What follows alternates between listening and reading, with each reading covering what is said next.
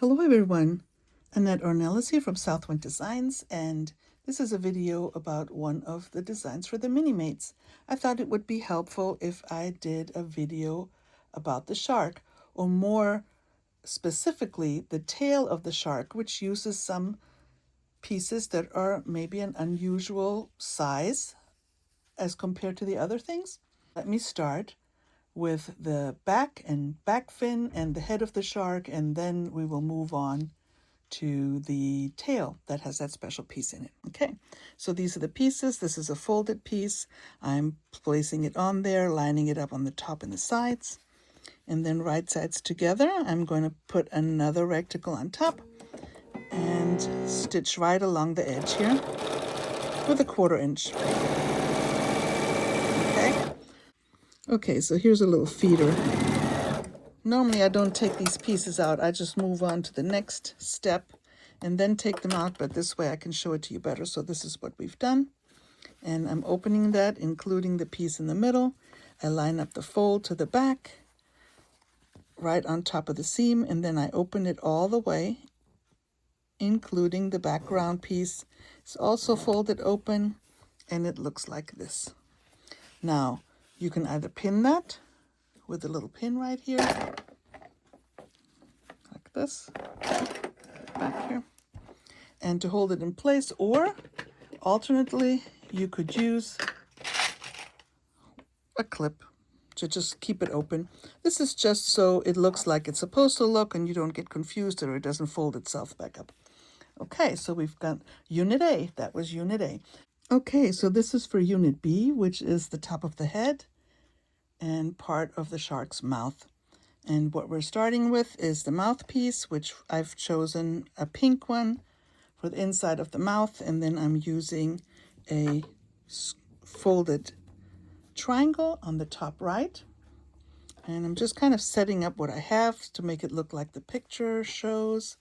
And so I'm just putting my pieces there so I can see what's going on. And this is kind of what we're going to work with. So first I'm going to sew these two pieces together and just line it up. Okay. And then a little feeder. Okay, snip it off. And then you're going to push the seam allowance away from the folded piece here.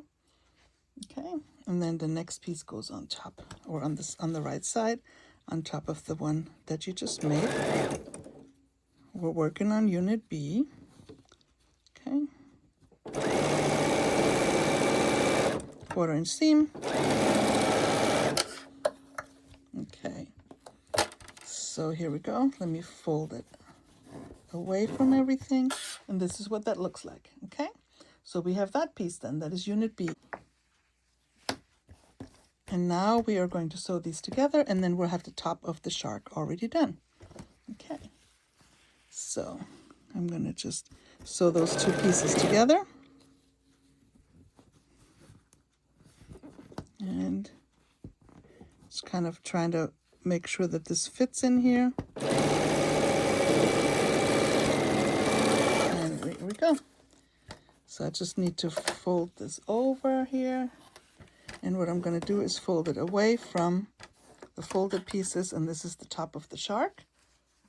And we'll put a little piece on here to make the top, but that will happen later. Okay, so the first thing is Unit D, and that means 2 squares and a folded background square, which is the larger square. And I'm working on the larger shark, so that's a 2 by 3.5 folded, see? And this goes on the top. So this time you line up to the bottom and the right side, which is all the way around, and then there's a little gap over the fold on the top, okay? All right. This is the piece. Now when you fold this open, it has that folded dimensional triangle. And I'm going to fold the back seams open. And this time, I'm just going to use one of those little clips. And that is the part of the fin. Now we're doing the other part of the fin, and that involves a background rectangle and a light rectangle like this. And then there's a folded background piece that goes right here. And I'm just setting it up how it's shown in the picture, because this way you can get oriented and kind of get ready for how to sew it together. So the first seam is this one. Sew the two rectangles together with that folded triangle in there.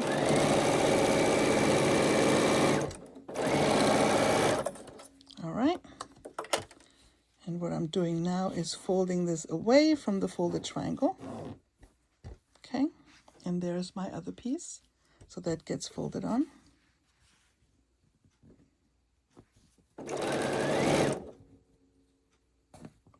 And stitching all the way down. All right.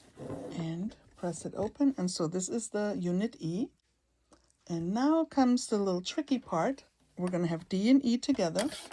And on the top is going to be a light or shark color folded triangle. And on the bottom is going to be this folded rectangle, which is actually a smaller rectangle, 1.5 by 2.5. And I'm going to just orient it on the very bottom, and you can see how there's this gap. So you haven't seen me use a glue stick much, but I do use it when I have to pick up a piece that has a folded piece on top. So I'm going to just use the glue stick on this so it doesn't fall down. And here we go. Everything is now secure. Close my glue stick. And this, I don't glue usually. I just make sure this is lined up correctly. Okay. And move my camera over. Now I'm going to sew this on here. This folded background strip is a little bit smaller. So if there's a lot of bulk here, I might even just use one ply of that fabric and fold it just to get a better distribution of the seams. Okay, so here's that. And I don't even have to open it all the way, just a little bit. Okay, then I'm going to fold it away from this little triangle over to the left, and this one is open. So sometimes my seams are twisted, and that is okay. Okay, open the back, and there we go. You can use a little clip. Oh, come on. Just to keep it in place until you do something with it. Okay, so this is the bottom of the shark, and this is the top. And now I'm going to sew both of those pieces together. And remember, when everything's done, we're going to add that triangle. But right now, we're just going to sew these pieces together. And you can see that this is also folded towards the light, and this is folded towards the background and towards the light. So things may go in the same direction, but I'll show you what I do about that. So I'm lining it all up and taking a few stitches just to kind of help me hold everything. And so at this point, I open that seam, and that gives me enough of a ridge to bump up against. Okay, so I'm going over there, and then I'm going to line up everything on the bottom and kind of pull a little bit so it all lines up. I always line up the very tip first and then make sure everything fits. Okay, now let's see. Put my little feeder in there and open it. Okay, and so here is the shark. Last step. Little dab of glue in the corners only. And it looks like it's really big, but once you peel that back and make it round, it's just the right size. Okay, so this is what the shark looks like. Now you see that you have all these pieces that are kind of loose, and you can wait till you put the sashing strips on to do that, or you can kind of stitch around it. So let me do that this time to show you. So I'm just going to do a little, it's not quite 1/4 inch. It's a little scant 1/4 inch. I don't do an 1/8 because it's really close, but it's about a 1/4 inch, or a little bit less. Okay. So I'm just going around. So, no, stop. I'm just going around so everything is in place, and do the same thing over here so I can keep it together. If I don't, especially if I don't sew it this way, it'll keep it together for a long time. Because remember, the glue stick is temporary, and so it's not meant to hold your pieces for a very long time. All right, so this is done. Okay, this is the shark. And so far, no curves yet, but you can see once you peel this back, it becomes a nice and rounded head. Okay, I'll see you in the next video. Bye.